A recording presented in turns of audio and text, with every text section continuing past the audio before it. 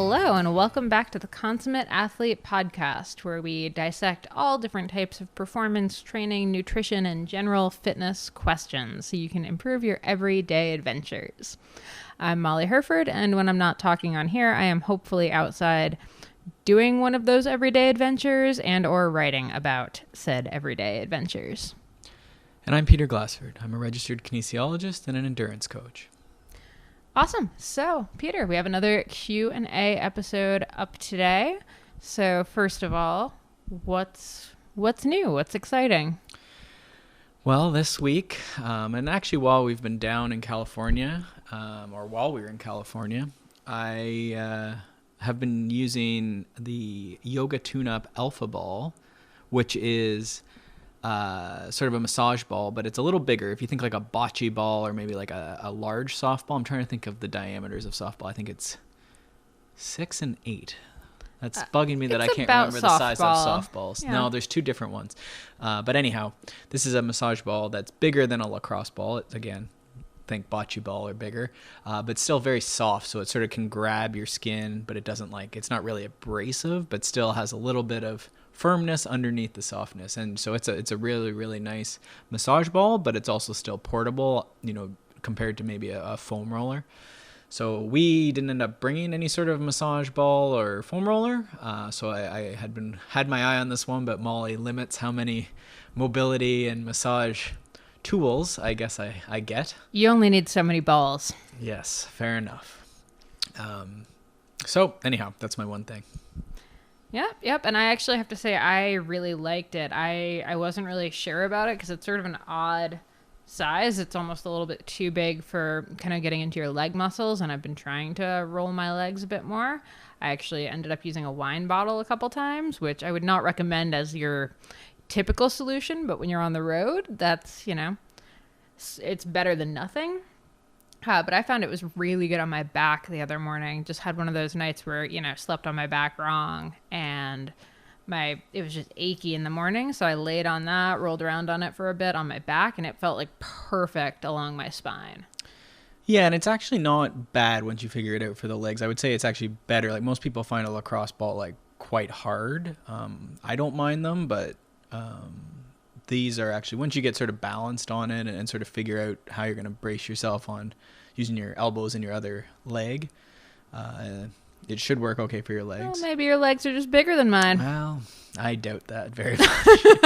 Yes, if anyone saw my Instagram, my calves are getting to Jeremy Powers' level of calf goals, as I said on there. I've been riding my bike a lot more lately, and that tends to make my calves pop a bit. So it's definitely been becoming an issue. It's harder to find jeans that don't get stuck on my calves. I am definitely not known for my muscular tone. You are not. So I love you very much, but pros and cons. But all right, my one thing is actually, and I mean, I've mentioned it several times on the show at this point, so I apologize if you're getting sick of hearing about it.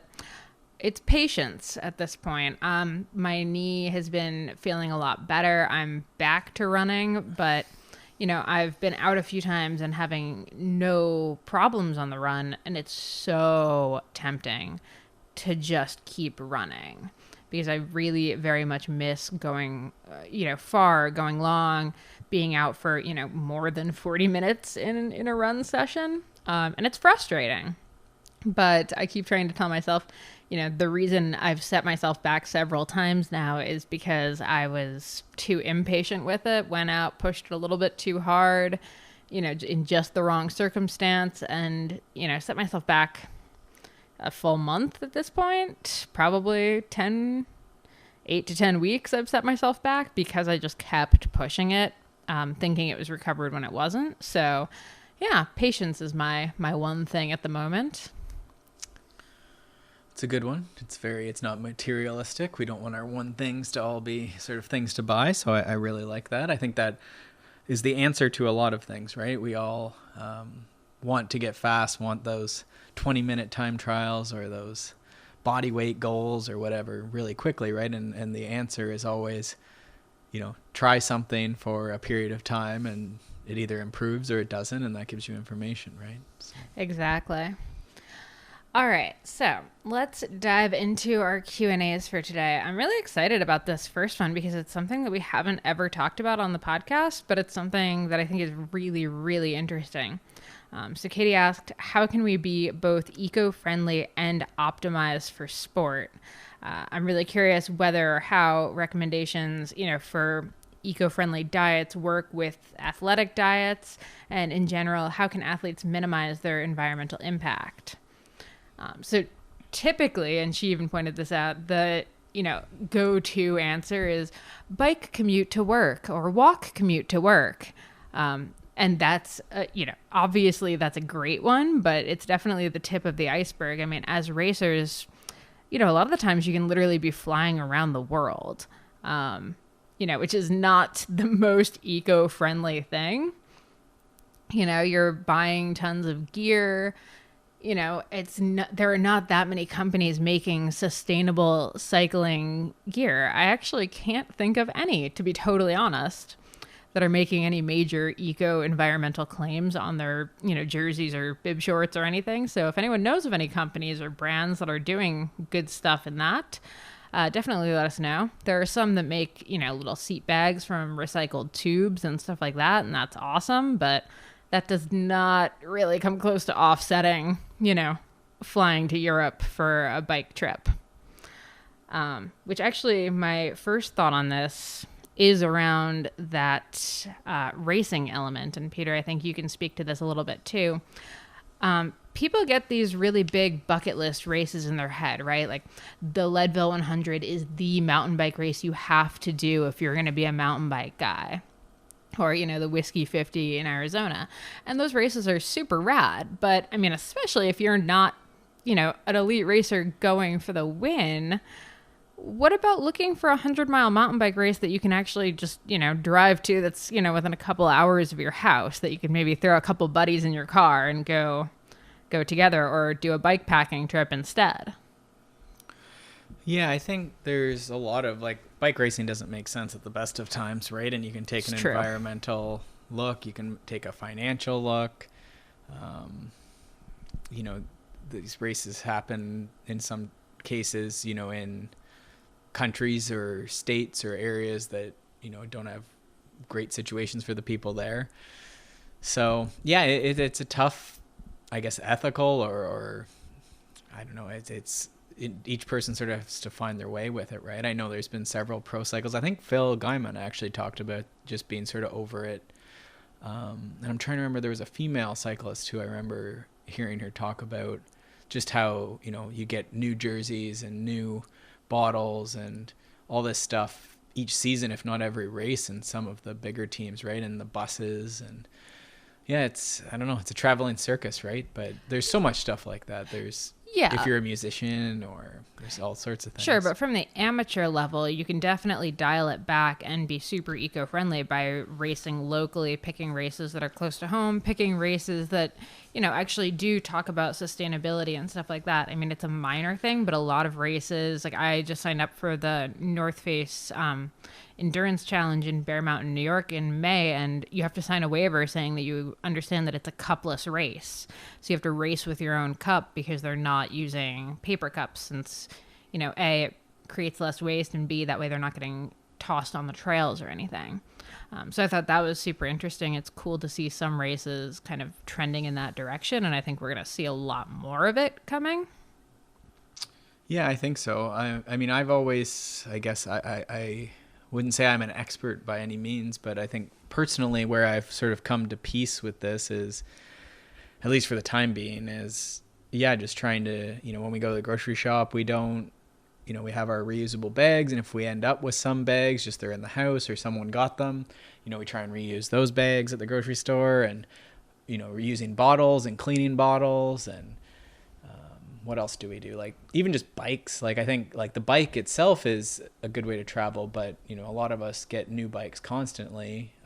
So even just holding on to that, which is crazy to say, the bike companies have to make money and stuff, but sometimes just even holding on to things a little while longer, right? Yeah, absolutely. And to that gear note, the couple things I did want to mention is, while I can't really think of any sustainable clothing companies making new stuff, there is nothing wrong with buying used gear.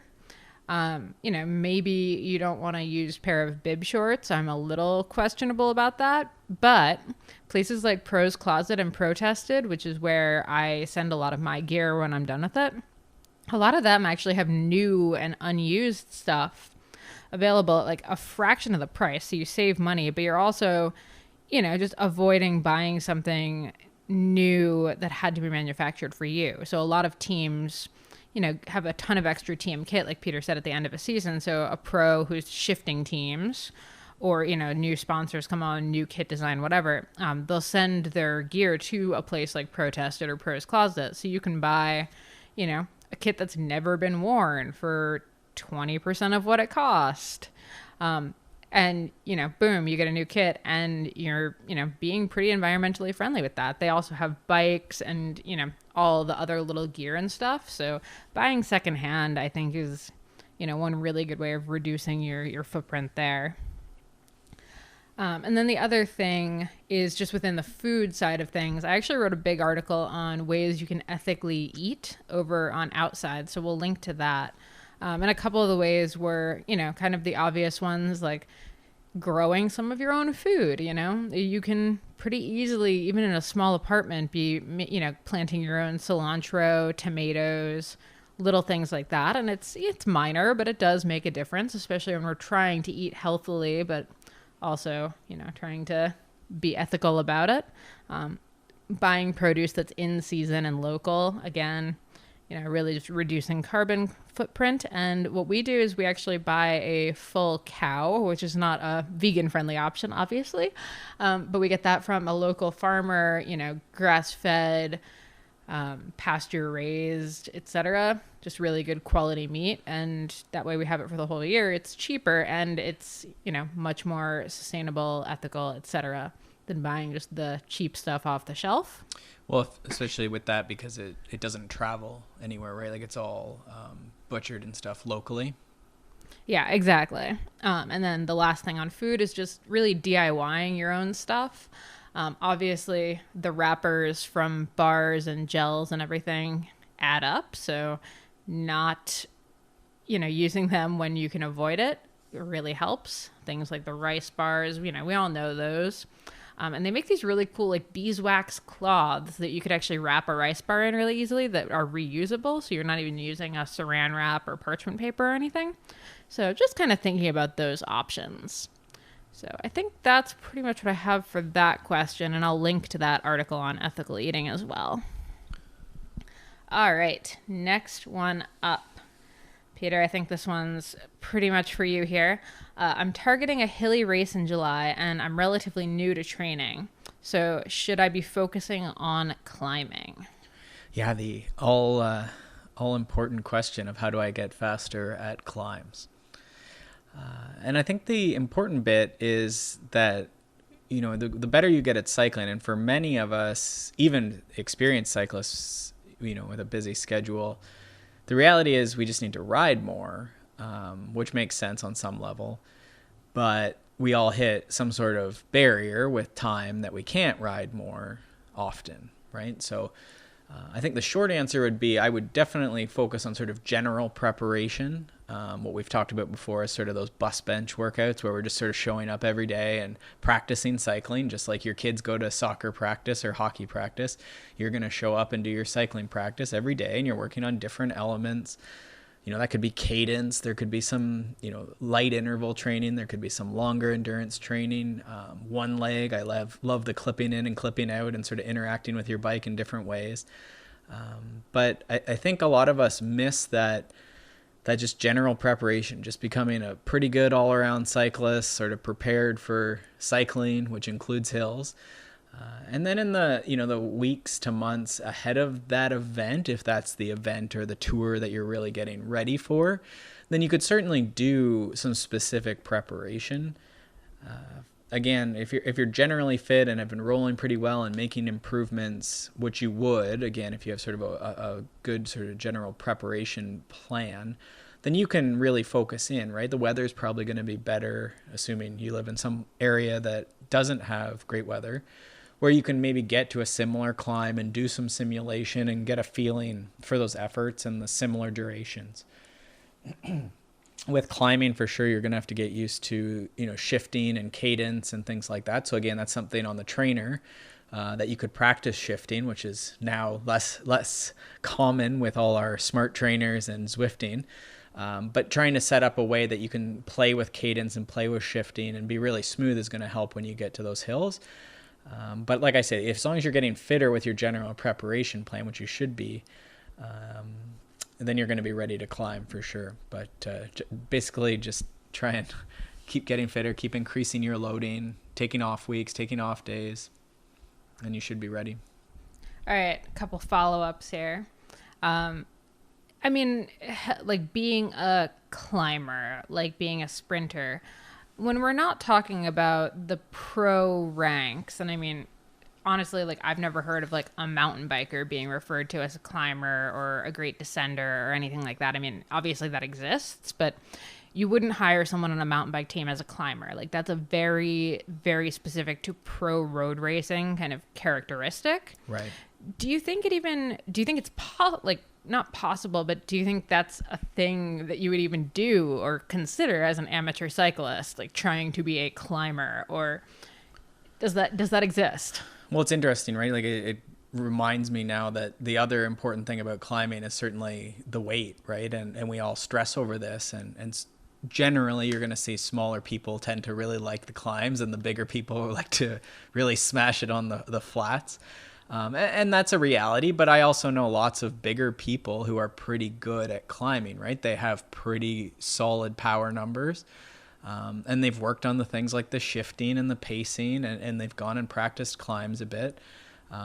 But just because you're bigger doesn't mean that you're bad at climbs. You might have to choose your battles, and you might have to make sure that the people who are good at climbs are hurting a bit going into the climb by going harder on the flats. But I think the nice thing... I don't want to get too far afield here, but the key is that the nutrition is good. So just your fruits, vegetables, meats, getting to bed on time, and trying to take care of that is something that, again, in that general preparation period, it's not the week before or the night before that you're doing this special race nutrition that's going to make you fly up the climbs, right? It's just being healthy and happy and having the good basic nutrition. Where else were we going with that? Or can you be a good climber? I think so. Again, like I think it's just people who climb a lot, in my opinion, are going to be good. There is a caveat with that. I think that I've been thinking about more based on we just did an interview with David Roche, who's a running coach actually. And he got me thinking a bit more too about, and it's something that I've incorporated, but I get a lot of pushback from people who want to be climbers when we're doing intervals on the flat because they hate it because their power numbers maybe aren't as good. Their coordination, because it's less to push against, right? A lot of people like to do their intervals on climbs because they have something to push against. The cadence drops. Completely agree. Right? But I've always felt that like if you can shift and coordinate that pretty good wattage, it might not be quite as high, but you get a lot of power and speed skill out of that. And I think that does translate back over. So hat tip to David on that for sort of like getting me thinking about that process and the why you would want to do that. But that gets back to this idea of general preparation where you're becoming a good all-around cyclist. You're learning to shift. You're learning to use your cadence range. You're doing intervals on flat. You're doing some hill climbing. It's a mix of things. Mm-hmm. Also, side note, if someone asks you what kind of cyclist you are, road or mountain or cyclocross, unless you're like in the Tour de France, please do not say I'm a climber. Super domestique. Yeah. It's just don't. That's bad etiquette. Okay, next question on that topic. With a lot of people are stuck inside right now. We're riding the trainer. Where do you fall with the raising the wheel? Oh, for climbs. Yeah. I don't know. I've done that in my past. I don't think it's really like, I guess you could make an argument for it. They have the kicker climb now that sort of raises that and sort of simulates climbs, they say. I don't think it's a bad idea. I think you're going to get sort of a similar body position maybe. So I think you could definitely, like, while you're maybe doing intervals or something once a week, I don't think it would hurt. I was going to say, from a bike fit standpoint, like if you know you're going to have a really hilly race, I think it's probably a good idea to spend some time, if you're not able to ride outside at all, in that slightly raised position, just so you know where the saddle's hitting. You can really see if it's going to be a comfortable climbing bike. Yeah. I mean, I don't think I would chastise anyone for doing that. I think my biggest concern would just be that they are able to ride and not fall over. I mean, just that they're riding, right? Like that all the mission is being completed. And I think you could probably make a compelling argument to mix it up. Like, get off your bike, put the old textbook under your wheel, get back on your bike. There's probably a benefit from just getting on and off. And then just having a bit of a mix in that saddle position. So then you're going to do your 3 by 10 minutes threshold with the wheel elevated, get off your bike, stretch your hips, take the textbook out. I mean, I think that in the name of variety and this sort of general preparation, I think great. I mean, really, lifting that textbook might be more upper body than most cyclists do in a week. Yeah, hip hinge, squat down, yeah. Just slamming cyclists all over the place right now. My last question on hills. I actually wanted to talk. You've had a good tip that I've been with you, obviously, on a lot of hills on the bike, and the shifting is a huge thing. So I'm wondering if you can kind of talk through a couple of tips for shifting while climbing. Because, I mean, you just mentioned shifting while climbing is very important, yes. But, talk us through a little bit about why it matters and some tips. Yeah, I don't know. I think this has been a pet project of mine for years. I mean, we used to have triples on mountain bikes, and I would go around and yell, big ring, middle ring, small ring, like to try and help people sort of figure out the shifting, right? And it's less complex now that most bikes are single ring, but it still begs the question of like when you shift and how to shift effectively. I think if you've used a standard car, like driven a standard car, you have some sort of idea as far as like the relation of RPM and clutching and when to shift and shifting smoothly. I wish bikes would like scream at you like when you miss shift with a clutch, but they do. I wonder if you could make that. Well, I guess they sort of they make a lot of, like, you can make your bike shift under load and it would be grumpy. But really the idea is that you sort of have this cadence range. So say, 80 to 100 RPM, you can pedal out effectively.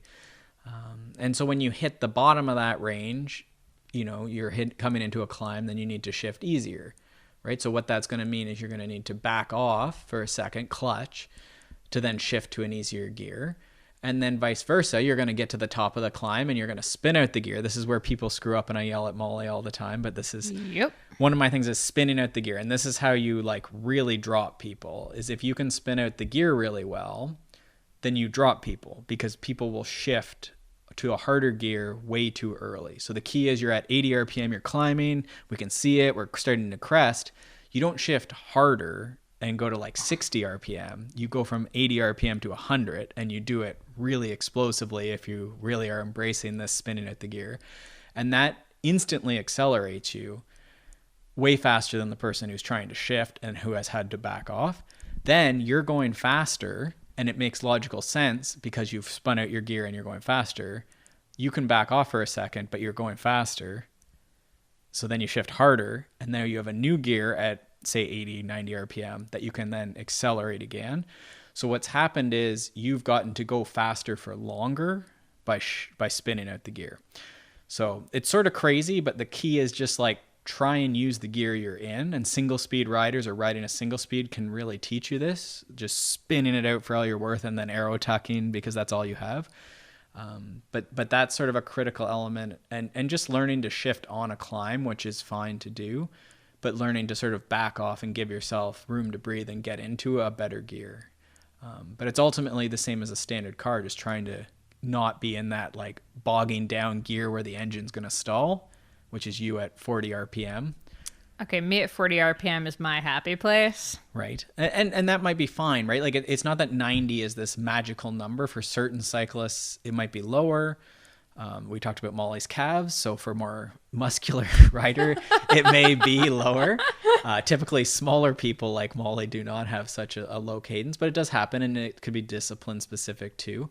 And it's not bad to be able to pedal at 60 RPM. If you were a single speed rider, we have a single speed episode that's been requested and we want to do soon. So if you're a single speed person, great. But I've always been wanting someone who's really wanting to train, but be a single speeder.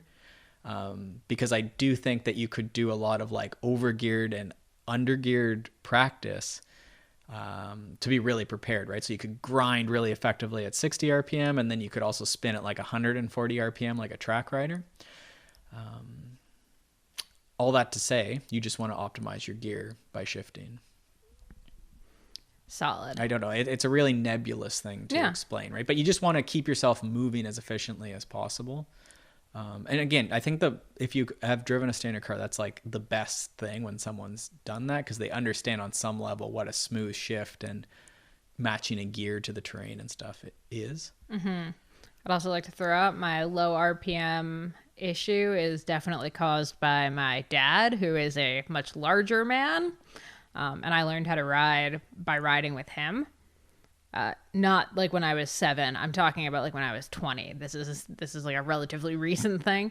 And he's a masher. So I actually like it was like a point of pride for me to go up a hill and not shift down because my dad wouldn't.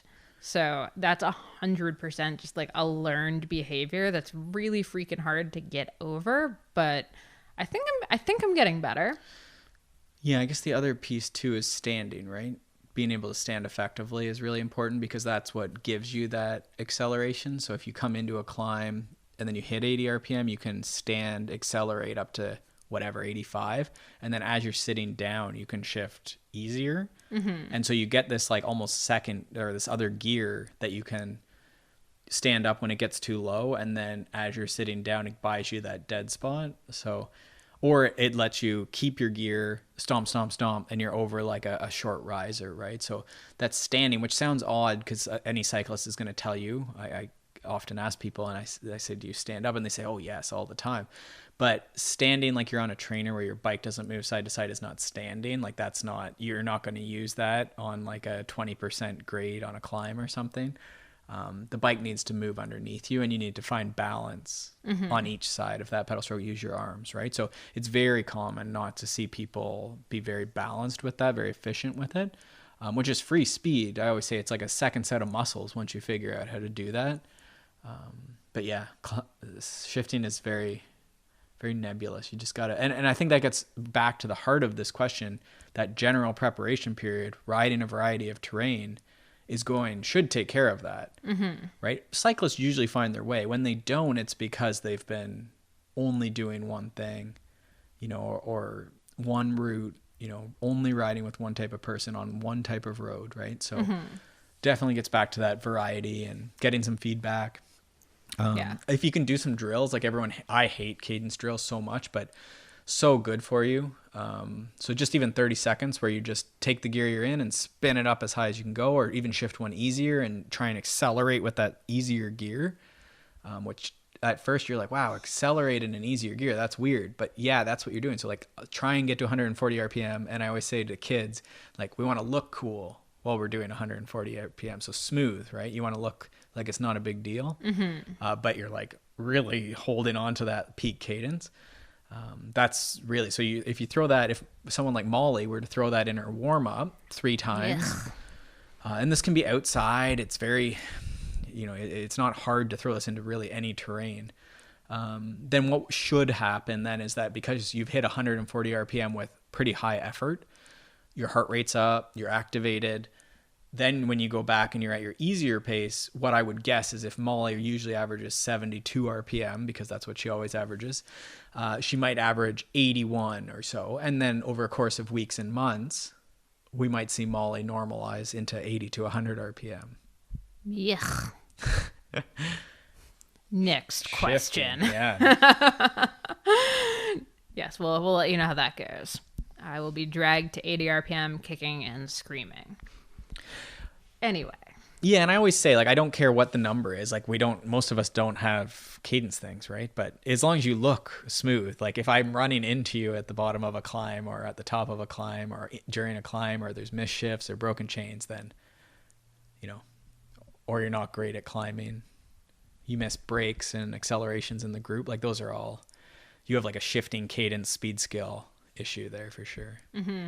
I'll also maybe just throw to the cadence thing. It's a pain in the ass in crits when you're a really low RPM rider. You burn so much energy on every well you just single never like thing. You could never catch an acceleration if you're sitting there at like geared for like 70 RPM rolling along at like 40. If someone attacks like that, it's gonna be like a car in fifth trying to like, right, it's just like you can hear that engine going like right? It just costs you so much. I mean, well, you just won't. It's just impossible, right? Like it's like starting in third gear, or like, you know, you're in your big, like everyone's done that, right? Like you stop at a stop sign and you've just come down a downhill and then you go to start and you're like, oh, I'm in a hard, right? That's right. So that's what that's like, only at moving. Every single corner. Yes. No, on the flip side, you've just like crits, just riding in a big group where you're getting pulled along quickly and then thinking a little bit about your cadence, trying to match the cadences around you. That's going to pull it up. Like often mountain bikers who just get into some group rides on the road and maybe some crits and stuff, like it only takes a few times and you figure it out, right? Mm-hmm. Both your brain tries to match the cadence of those around you, but I think you get dropped enough times, you're going to figure out you need to pedal faster, right? So I think that's a great, again, variety, not just fat biking or something, right? Yeah. All right. Next question is from Erica. So she is a 52-year-old consummate athlete. I love her laundry list of sports she does. She's been running. She does road marathons, trail races, all kinds of lanes. She mountain bikes, hikes, does yoga, cross-country skiing, just variety of physical movement. But then she says, despite all this, I have low bone density and have suffered through several fractures. She's read tons on bone health, but points out that so much of it is, you know, the super general advice based around elderly people with bone density issues. So it's things like lift a can of soup as your weight training, that kind of thing, and prescribing light exercise when she's already doing all of this stuff and still kind of dealing with it. And at, you know, 52 years old, that's, you know, pretty young to be dealing with some bone density stuff. But it's certainly something we see with a lot of athletes at this point. Well, I mean, we do trend in that endurance direction, right? So it's very common, and I think very difficult, especially as we get older. And older, I think, is like 25 or something for women, if I remember right, where it gets very difficult to increase bone mass and muscle mass for that matter. And it's not honestly a lot different for men. That said, I wouldn't say that I am by any means a bone health expert. But what I do know is, like, if it were me, or potentially, I guess, when it is me as a smaller person, probably you right now. And I'm sure you've done elements of this, and I think you're probably a bigger expert on this topic than we are. But I would definitely look into like a functional medicine doctor. So someone who's using, you know, I guess for lack of better terms, Western and Eastern medicine type tactics, just to get some sort of retest. And there's a few different ones, whether you're actually doing bone scans, which again, it sounds like you're doing, but also maybe some blood markers and stuff, and just seeing if you can just sort of assess things like inflammation, some of your minerals, some of your vitamins, obviously sort of like your D and calcium would be first, and maybe K come to mind.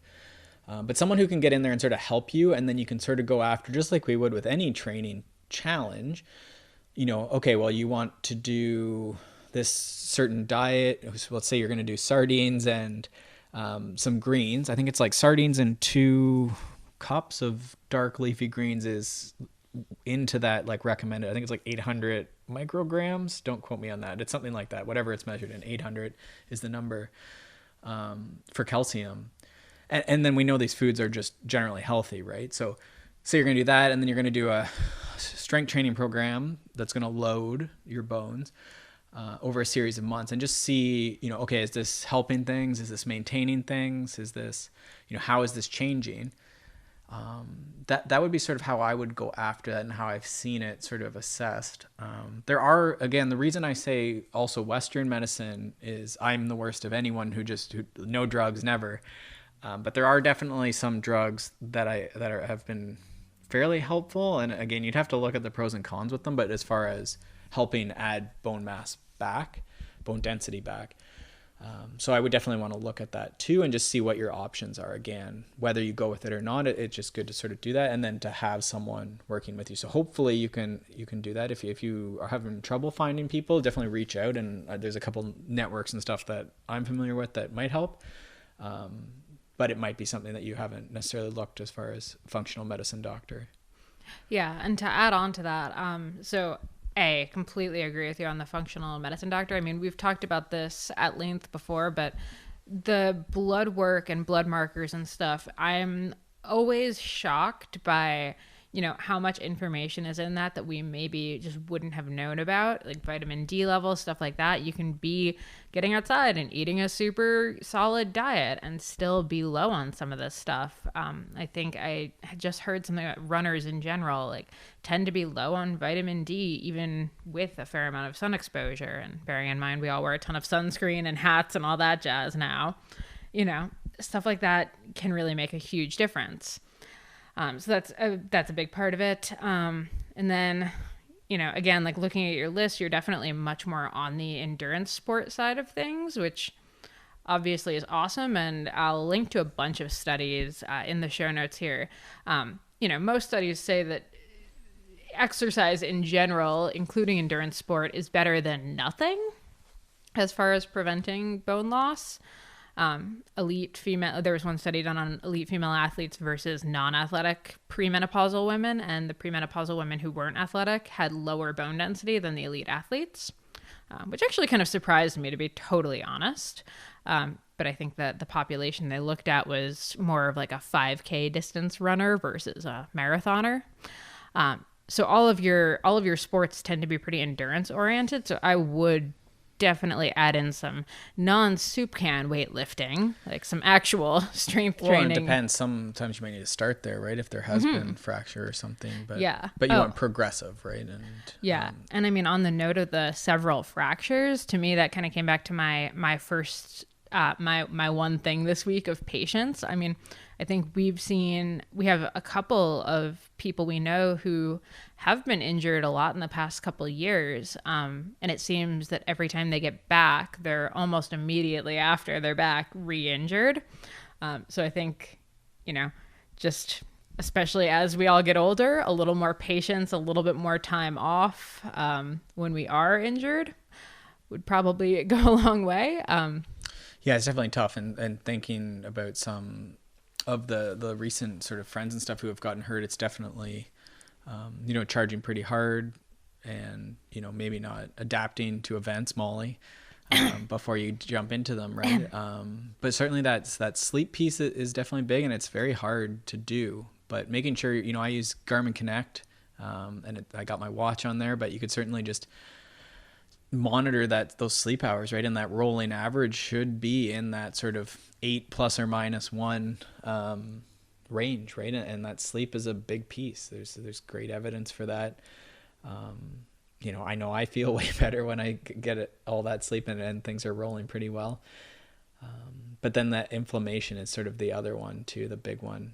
And that can come from everything from, coffee and training and alcohol and, just sugary foods and stuff like that. So there's definitely, for most of us, there's some room to sort of improve there, at least on an average sort of basis. Yeah, absolutely. And then the one last piece of good news is, given your age, you're probably kind of coming into this time, but I have a couple studies that show that post-menopause, athletics tends to influence bone density less than it would have before menopause. So the endurance stuff will be less, I guess, bad for your bones, for lack of a smoother way of saying that. So yeah, we'll link to a bunch of studies in the show notes, and, definitely hit us back if there's any other studies that you spot that would have information for other athletes like yourself who are in that same boat. I think that's a really, really good question. And to kind of cap off this episode, just a couple more kind of cool studies that came out. we're in the month of the hustle, we'll say, or this few weeks after the new year, so everyone's kind of getting on their New Year's resolutions and stuff, and this is the time of year where everyone's getting up, becoming a morning person, or hitting the gym for the 5 a.m. spin class, or doing all of those things. But there's a new study just came out that shows that sleeping less than 6 hours a night may increase cardiovascular risk. So this is just kind of our PSA to say, hey, make sure you're sleeping enough to, stay healthy, stay functioning as a human being and a happy human being, and to be recovering from your training. I mean, I don't know, Peter, maybe you can speak to how many of your clients could probably benefit from more sleep versus maybe even more time on the bike. I mean, I just did, one of the big focuses while we were down here was a bunch of sort of work items that we wanted to get down, or I should say while we've been in California.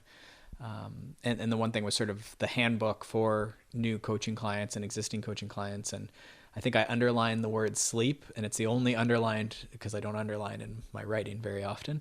But it's the only underlined word, and it's underlined, I think, 5 times in this like relatively short document.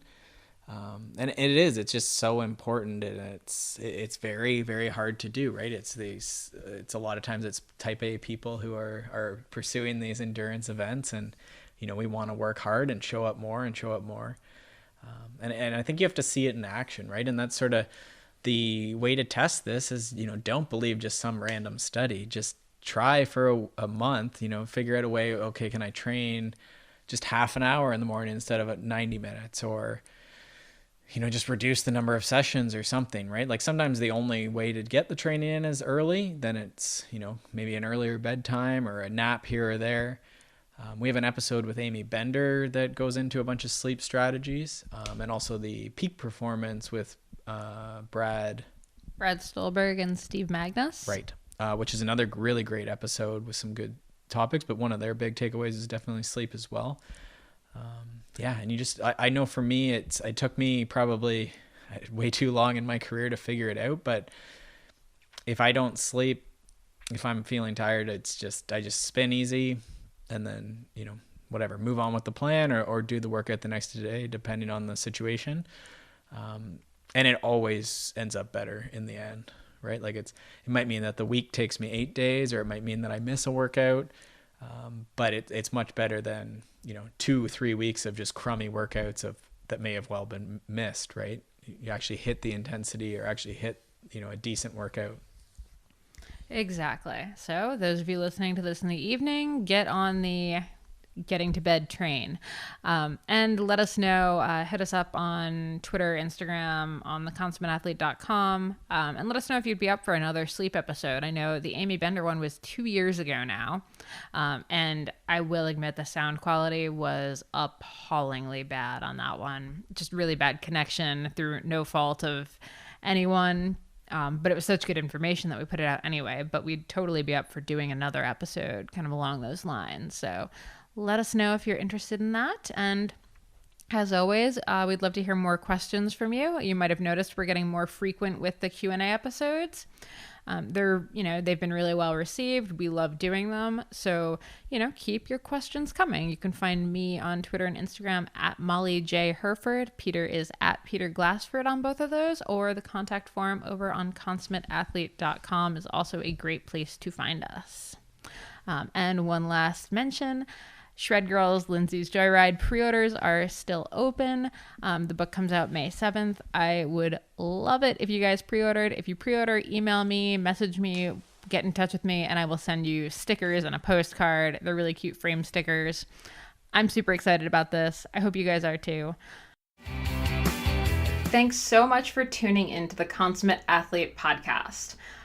You can check out my stuff over at theoutdooredit.com, or by following me on Instagram and Twitter at Molly J. Herford. And you can check out Peter's coaching, training plans, blogs, all that fun stuff over at smartathlete.ca, or by following him on Twitter and Instagram at Peter Glassford.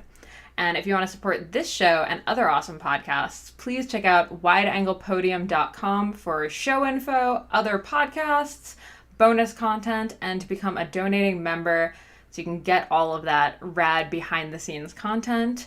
and help keep shows like this on the air. And lastly, if you're enjoying this podcast and all the information that we're bringing to you every single week, do us a solid and pop into iTunes to leave us a rating and review. It takes you about 2 seconds. You can do it on your computer, you can do it on your phone, and it really helps us out. Thanks so much, and we will see you next week.